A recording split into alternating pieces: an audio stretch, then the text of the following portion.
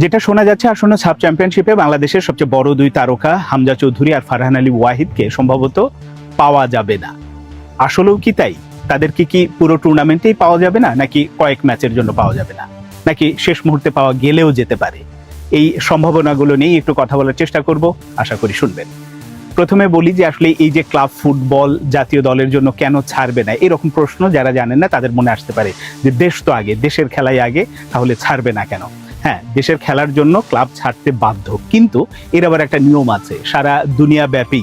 আসলে এই নিয়মটা, ফিফার নিয়মটাই ক্লাব ফুটবল ফলো করে থাকে, কারণ যে উইন্ডো, ফিফা উইন্ডো বলে খেলার, জাতীয় দলের ম্যাচের ব্যবস্থা থাকে, ওই রকম একটা নির্ধারিত সময় থাকে যে এই তারিখ থেকে এই তারিখের পর্যন্ত এর মধ্যে ফিফা উইন্ডো, এবং এই সময় জাতীয় দল ম্যাচ খেলতে পারবে, এবং ওই সময়টাতে ক্লাব তার খেলোয়াড়কে ছাড়তে বাধ্য।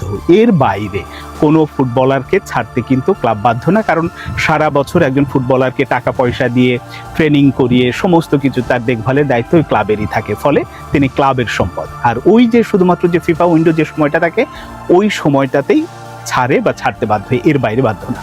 এখন এই যে বাধ্য নাই, এবার ফিফা উইন্ডো যে সময়টাতে, সেই সময়টাতেই সাব চ্যাম্পিয়নশিপ হবে, কিন্তু যেহেতু একটা টুর্নামেন্ট, এটা তো আসলে ওই 3 দিন বা 7 দিনে করা সম্ভব না, মিনিমাম 10 থেকে 15 দিন সময় লাগে। এই কারণে নভেম্বরের 4 থেকে 17 তারিখ পর্যন্ত ফিফার যে সাফ যে টুর্নামেন্টের আয়োজন করছে, এখানে ওই ফিফা উইন্ডো খানিকটা ওভারল্যাপ করে, শুরুতেও আছে শেষেও আছে। ফলে যেটা হয়েছে যে এই সময়টাতে এই রকম বড় প্লেয়ার যারা আছে বা বড় ক্লাবে যারা খেলেন, বড় ক্লাব কি ছোট ক্লাব, এটা বাংলাদেশের প্রেক্ষাপটেও, বাংলাদেশ হয়তো ক্লাবগুলো ছাড় দেয়, অত বেশি নিয়ম কানুন মানে না এই কারণে, কিন্তু ক্লাব চাইলে ওই যে 3 দিন আগে শুধুমাত্র ফুটবলারকে ছাড়বে বা ওই যে ব্যাপারটা থাকে, ওই নিয়ম কিন্তু ফলো করতে পারে।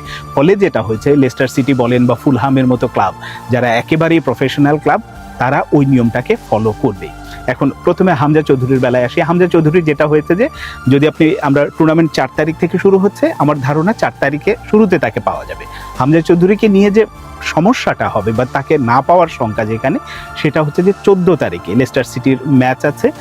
14 তারিখে ম্যাচ মানে কি, তাকে মিনিমাম একদিন আগে থাকতেই হবে, তারও আগে তাকে বাংলাদেশ ছাড়তে হবে। ফলে যেটা হচ্ছে যে টুর্নামেন্টের প্রথম 2 ম্যাচে সম্ভবত, যদিও ফিক্সার এখনো চূড়ান্ত হয়নি, কিন্তু ধারণা করছি প্রথম ম্যাচ যদি 4 তারিখে হয়, তার 3 দিন পরে আর একটা ম্যাচ হলে গ্রুপ পর্বের প্রথম 2টো ম্যাচ হয়তো হামজা চৌধুরী খেলতে পারবেন, কিন্তু থার্ড ম্যাচটা খেলতে পারবেন কিনা বা সেমিফাইনাল বা ফাইনালে ওই পর্যন্ত খেলতে পারবেন কিনা, এটা নিয়ে শঙ্কা আছে। কারণ 14 তারিখে তার ম্যাচ, সে যদি 10 তারিখ বা 11 তারিখে আসলে বাংলাদেশ ত্যাগ করে, তার মানে তাকে পাওয়া যাচ্ছে না, এবং বাংলাদেশ যদি ফাইনালে ওঠে সেখানেও তাকে পাওয়া যাচ্ছে না। এখন এই পাওয়া যাচ্ছে না আবার যেতে পারে, সেটা হচ্ছে যে খানিকটা কি বলবো, যে অনেক রকম অফিসিয়াল যোগাযোগ, কিন্তু এই অফিসিয়াল যোগাযোগটা আসলে কোনো ক্লাবই মানবে না যদি না সেই ইংলিশ ফুটবল অ্যাসোসিয়েশন বা তাদের সাথে, ওই ক্লাবের সাথে আলাদা কোনো চুক্তি থাকে। তাছাড়া ওই প্লেয়ার ছাড়তে বাধ্য না, তিনি যেতে বাধ্য।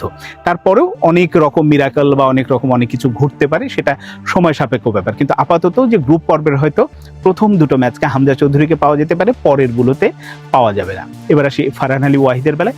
ফারহান আলী ওয়াহিদের যেটা হয়েছে যে, তার আবার প্রথমে ম্যাচ আছে 7 তারিখে, কিন্তু ফুলহামের একটা ম্যাচ আছে নিউক্যাসলের সাথে, এবং ওই ম্যাচ খেলা মানে কি, তিনি টুর্নামেন্টের শুরুতে আসতে পারছেন। এখন 7 তারিখে ম্যাচ খেলে তিনি যদি 8 তারিখে রওনা দেন, 9 তারিখে আসবে, 10 তারিখে তিনি প্র্যাকটিস করে তারপরে যদি খেলার উপযোগী হন, উপযোগী বলতে যেহেতু এখানে একটা রিকাভারি টাইমের ব্যাপার থাকে, তিনি ওখানে নিউক্যাসলের বিপক্ষে ম্যাচ খেলবেন, সেখান থেকে আসবেন, এই অনেক কিছু ব্যাপার থাকে, তার রেস্টেরও ব্যাপার আছে, ওই সব কিছু মিলে তাকে হয়তো গ্রুপের শেষ ম্যাচ বা সেমিফাইনাল ফাইনালের জন্য পাওয়া গেলেও যেতে পারে।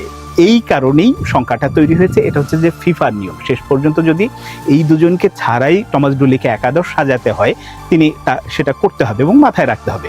ফুটবল প্রেমীদের এই ব্যাপারটা, যারা আমরা আশা করে আছে যে হামজা চৌধুরী, ফারহান আলী ওয়াহিদ একসাথে খেলবে, আমরা চ্যাম্পিয়ন হব, ওই স্বপ্নে খানিকটা হয়তো ভাটা পড়তে পারে। কিন্তু টমাস ডুলিকে যেহেতু আগে থেকেই তিনি এরকম একটা শিডিউল জেনে যাচ্ছেন, ফলে তাকে ওইভাবেই সাজাতে হবে যে আমার হামজা চৌধুরী ধরেই নিতে হবে, হয়তো ইনজুরিতে পড়ে, ফারহান আলী ইনজুরিতে পড়েছেন, কিংবা ফারহান আলী ওয়াহিদকে এই কারণে পাওয়া যাচ্ছে না। এখন তার বিকল্প কারা আছে, তাদের দিয়ে ওই রকম একটা একাদশ বাংলাদেশ যদি চ্যাম্পিয়ন হতে চায়, ওই ব্যাপারটা মাথায় রেখেই কিন্তু দল সাজাতে হবে, কৌশল সাজাতে হবে, তবেই চ্যাম্পিয়ন হওয়া সম্ভব। তাছাড়া এই শুধুমাত্র হামজা চৌধুরীর উপরে নির্ভর করে তাকে না পেলে কিছুই হবে না। হ্যাঁ, এটা বাস্তব কথা যে হামজা চৌধুরী এখন আমাদের দলের লিওনেল মেসি হয়ে গেছেন। মেসিবিহীন আর্জেন্টিনা যেমন একেবারেই ফাঁপা, কোনো রকম তার অস্তিত্ব থাকে না বলা যায়, ঠিক একইভাবে হামজা চৌধুরী যদি না থাকে, আমাদের এই একাদশটা বা দলটা কেমন খেলে সেটা আমরা হারে হারে টের পাই বা পাবো।